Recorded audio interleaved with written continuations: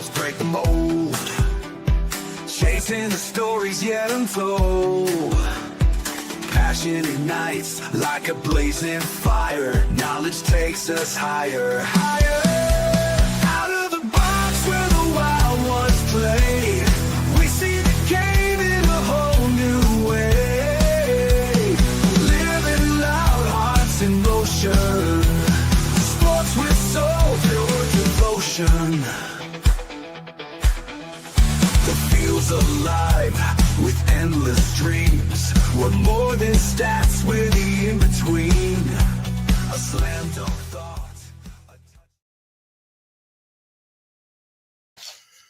Good morning, Raider Nation. Welcome to the Silver and Black Lair. I'm your host, the Bat Fry, Kenny Fry.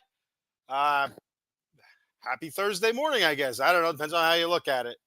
If you hate Thursdays, then Thursday can suck. If you like Thursdays, so the weekend's almost here, then hey, hooray, it's Thursday. Awesome. There we go. Thursday night football tonight, Lions, Cowboys, should be a pretty good game, right? So that's exciting, especially if you're a Lions or Cowboys fan. Cowboys been playing really good football, and the Lions, I don't know really know who the Lions are yet. Which is they better figure it out real soon here. What they're doing.